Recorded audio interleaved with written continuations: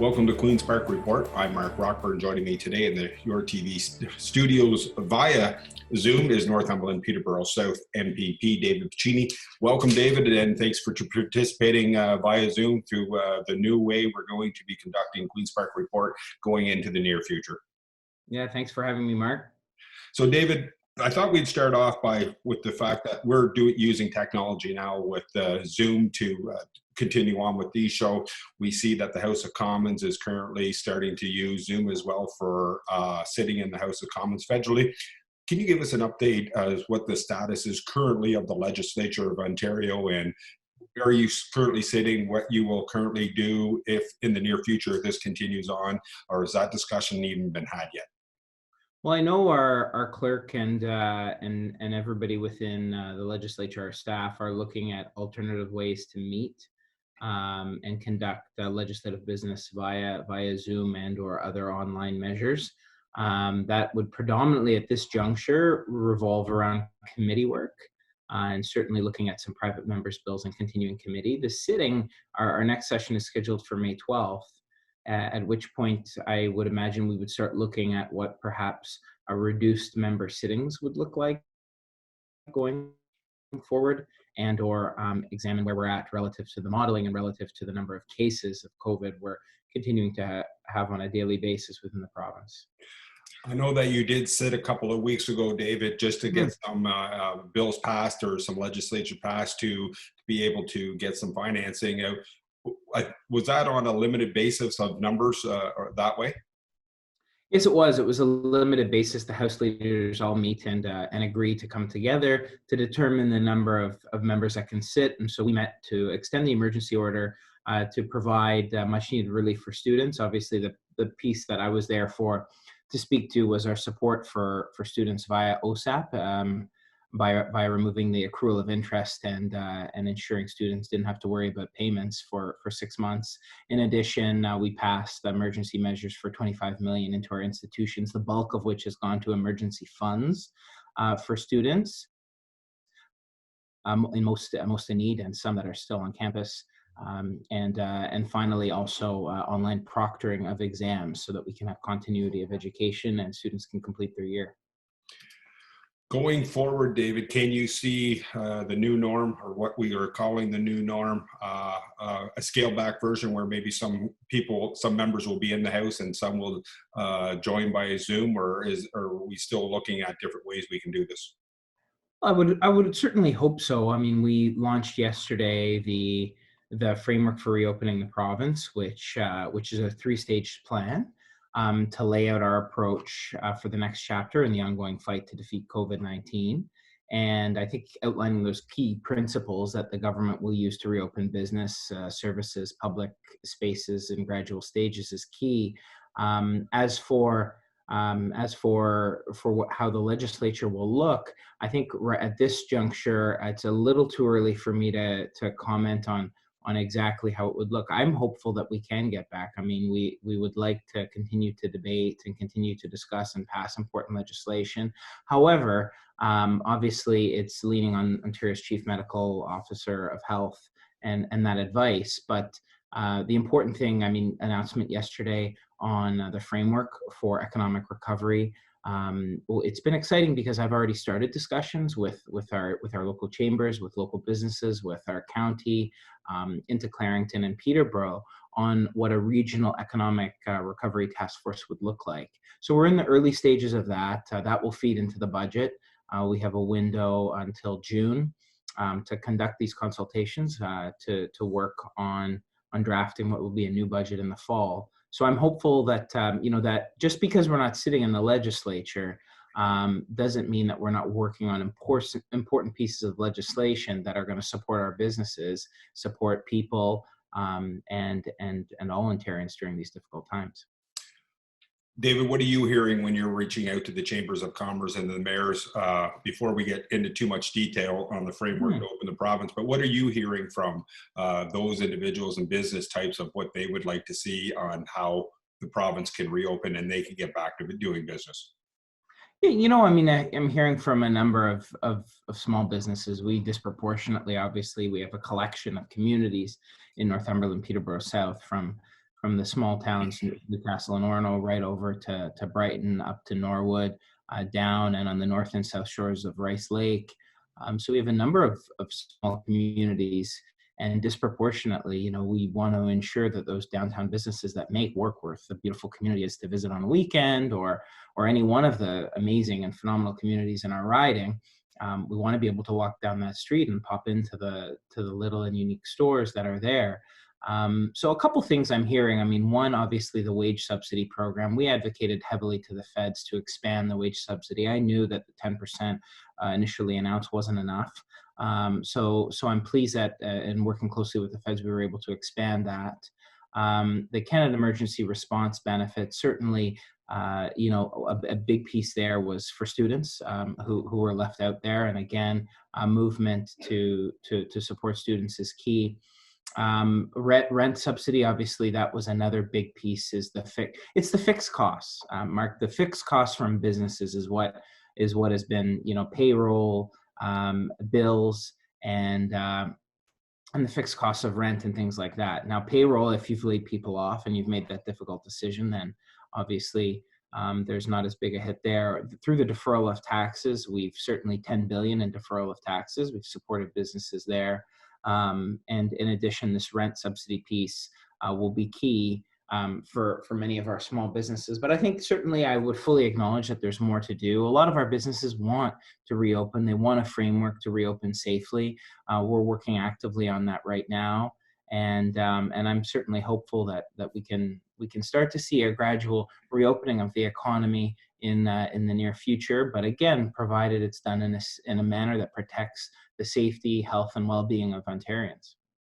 You're watching Queen's Park Report. I'm Mark Rockburn. Joining me via Zoom is Northumberland Peterborough South MPP David Piccini. And David, we brushed briefly on the framework to get the province back up and running. Premier Doug Ford made the announcement of that on Monday. I think many people were hoping to maybe see some businesses or some specific timeframes or businesses that can get opened up. Unfortunately, that didn't happen. So talk about the announcement yesterday by your premier and your thoughts on what's progressing in the three-step stage that's going to happen. Mm-hmm. Well, I think before, again, one looks at some of the finishings, it's important to have that framework in place.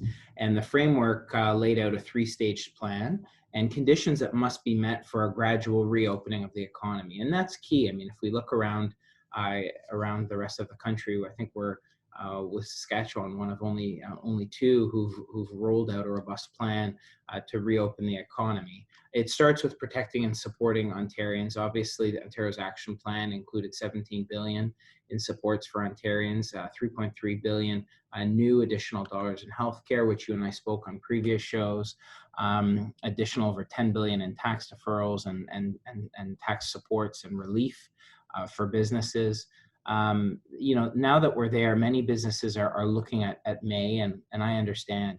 And I mean, I was on the phone last night with businesses, and I said to them, I mean, I know it's rich hearing from a politician, about this. They want to open up, they want to support. This is their livelihood. It's the ingenuity. It's the fruit of the labor of a life's work. And I get that, and I understand it. So we're working, I mean, around the clock. I'm way into the wee hours of the morning on how we can ensure we balance the nuance of the different types of stores, and ensure that there's a framework in place for a safe opening. And not only that, but that it's robust and it's easy, one is able to enforce it.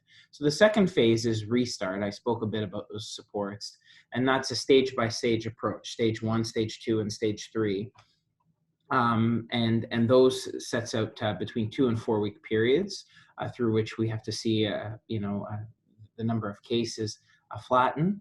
And that's key. I mean, the testing is key. And I've spoken with business owners, and Ontarians understand that testing is the key piece. So we're working on antibody testing, on our COVID testing. Obviously, we've seen increased testing here in our community.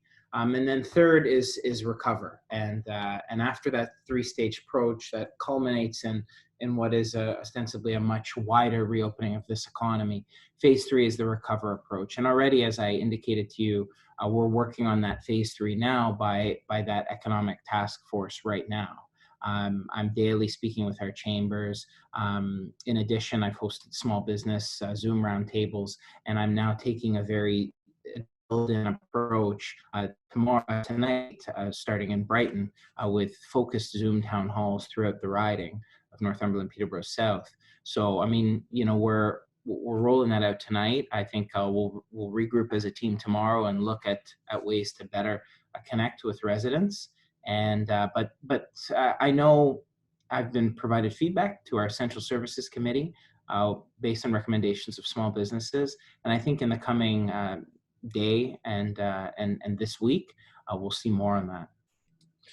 What do you say to those businesses that can meet those standards that are laid out in the first stage, where I believe the Premier said if businesses can get up and running and meet the standards, they can get open?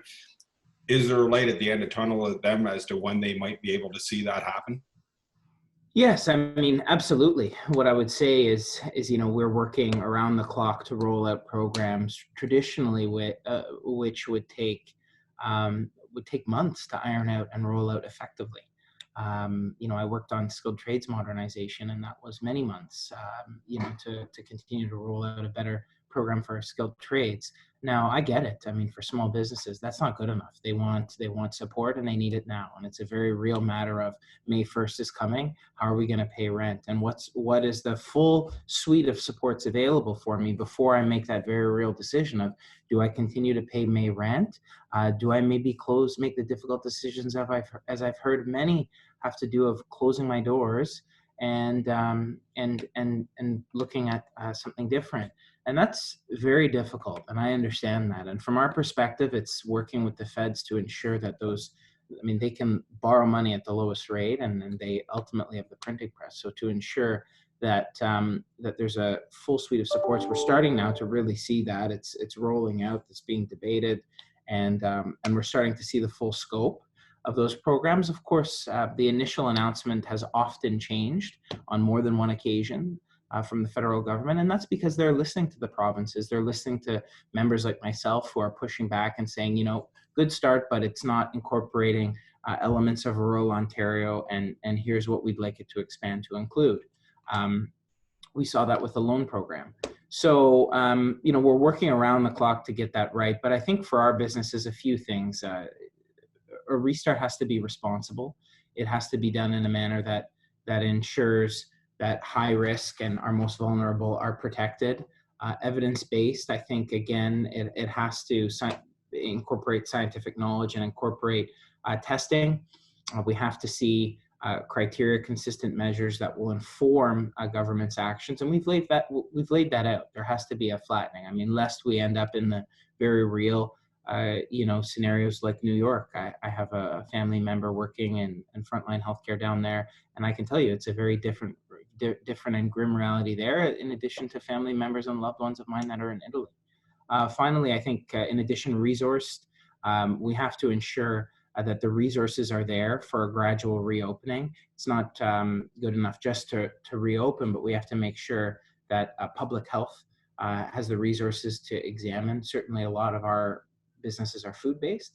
They can get in there, inspect and look and tweak a criteria based on expert advice, that there's some monitoring in place, and that this plan is clear. So I know businesses want to hear that, and I'm triaging all of the feedback I'm getting, talking with our cabinet colleagues on this, and really working around the clock. We have a framework now, and I know people want to see where their businesses fit within that framework and that three-staged approach, and certainly that's something I'm advocating and pushing for in the coming days. David, we're up on our first break, so just to let viewers know that when we come back with more Queen's Park Report, we're going to talk a little bit about a great success story in Northumberland County with the face shield production happening over at the Baker's Labs over at Venture 13. And we're also going to talk about a little bit about the schools shutting down until the end of May and what the future can be hold for elementary school or elementary and secondary teachers and students coming up. You're watching Queen's Park Report. I'm Mark Rockburn. Don't go away. We'll be right back with the second half of the show.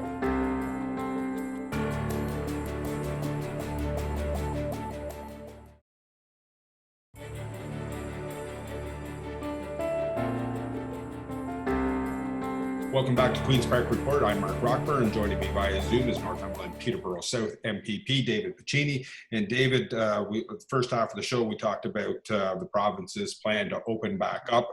So now I thought we'd shift gears a little bit and talk about a little bit of local stories where the call was made by not only the province, but also federally for people to be able to make PPE devices for frontline healthcare workers and those that are in need. And lo and behold, a group over in Venture 13 at the Makers Lab responded to that call and are currently up and running and supplying face shields to groups and organizations that need it most within the area.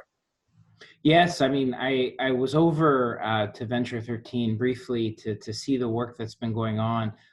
Colin Spade and Catherine Gissing doing remarkable work there. And what's really impressed me, Mark, isn't just the remarkable number of face masks and the 3D printing and the work they're doing to create PPE, but the incredible network that they're leaning on across our region to help support that, utilizing our post-secondary sector, but also that amazing network. And I really think that it's done two things for me. Obviously, see the remarkable community spirit in response and coming together to PPE. But secondly, it's really pushed me and encouraged me to really take a deeper dive and open my mind to potentially new ways that we could help stimulate economic growth in rural Ontario through clusters and networks of businesses that perhaps on their own aren't able to meet volume and supply to really make a dent in either the regional or broader provincial economy or national economy, but in totality as a network can do that. So it's really caused me to certainly broaden my horizons and look at ways that we can do that. And I think COVID has forced us to look at things through a different lens. And so again, to Colin and Catherine, they've done a remarkable job. In addition, I was there to take a locally developed mask into Toronto for testing and a look. And I'm struggling to even get. I know more about masks now and particulate ASDM standards, NIOSH standards, and our procurement and sourcing process in Ontario than I thought I would ever likely know. The things they don't tell you when you get elected, but it's to see that ingenuity locally again on mask production as well is truly remarkable, and hats off to our community. And again, as I would often say, this is the business community. These are our entrepreneurs and our innovators once again stepping up. So my hats off to our business community and our innovators, and they're really the backbone of our economy and of our province. What I find amazing, David, when I went over and did an early story with the group and organization is they're working on literally a shoestring budget. They ran a GoFundMe campaign to be able to run this. Then they are continuing on with that, but they're looking for donations, mostly of all the material from groups, organizations, that is, you say, Business Network, that are donating using their 3D printers to make this. This is really a groundswell of effort from that group to be able to make this happen, to allow a group of volunteers to be able to contribute in a little way that they can. Yeah, and I think it's well thought out. I mean, you've got a portion going to frontline healthcare workers, a portion going to first responders, a portion going to small business owners, non-for-profits, LTC. So they've really thought out. They've done this in a thoughtful manner, I should say, that ensures everybody's getting the supports. Just to shift a little bit, David, during your answer on the face shield, you seem to have to take a little breath on the fact that you're learning stuff that you never thought you would learn going into Mhm. this job. That, yeah, as you stated, they don't tell you this when you sign up to be an Yeah. MPP. How are you doing, and how are you continuing to roll on every day? Because I know that many people are in lockdown where they're, not sitting at home, but they're at home wishing they can work. They're taking care of their kids. They're helping their kids do their online. But I know yourself, you're usually in the office by 7:30 in the morning, going to bed at 12 o'clock at night. And, we're on week 7 of this. So how are you doing with this and coping with this yourself? Well, I would say, I mean, it's been a slow and steady fight provincially, but we're getting daily victories on COVID, and I know that there's so many in this community making extraordinary sacrifices, and going through remarkable lengths to keep their families, friends, and community and loved ones safe.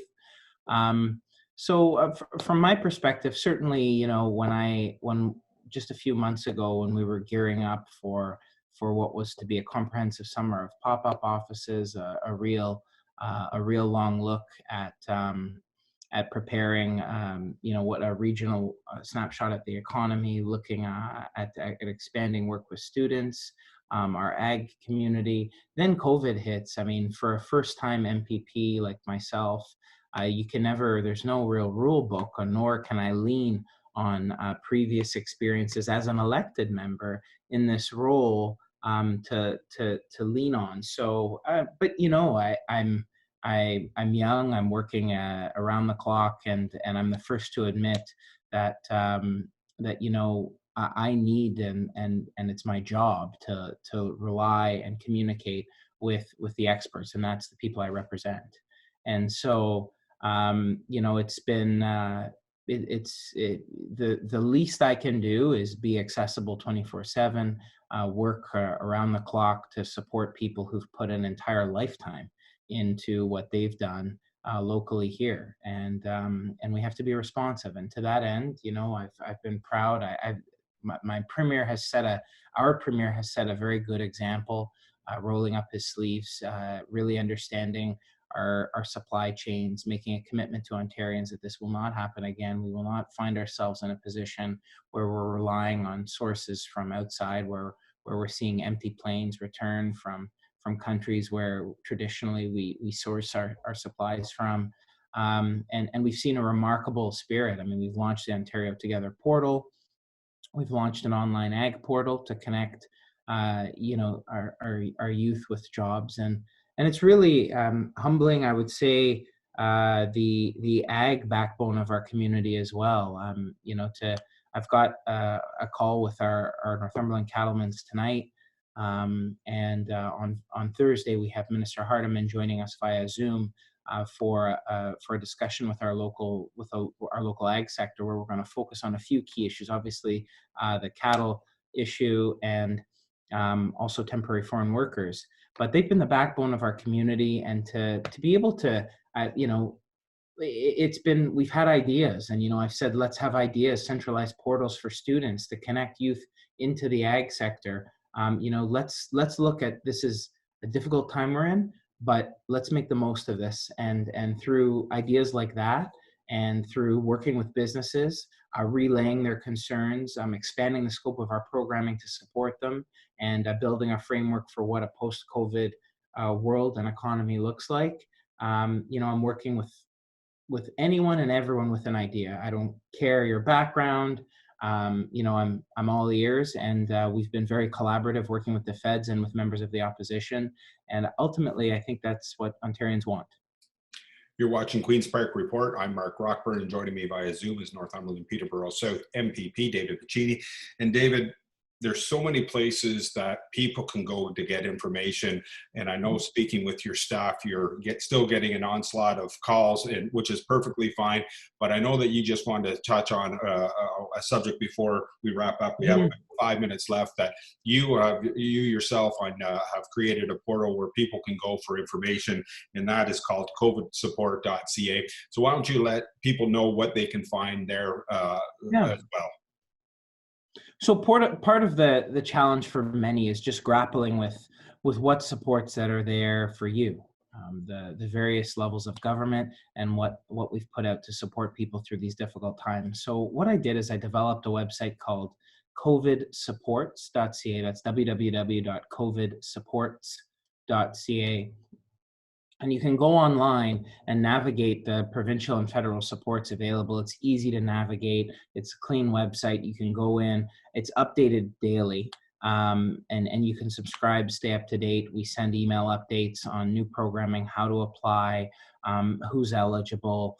We can target supports for businesses again, for our small business community. And it's been a success. I've seen many of my colleagues jump on that platform and do the same thing around the rest of the province. And we've seen a strong uptake locally. I mean, we've had just recently the latest numbers, some as high as 6,000 unique clicks.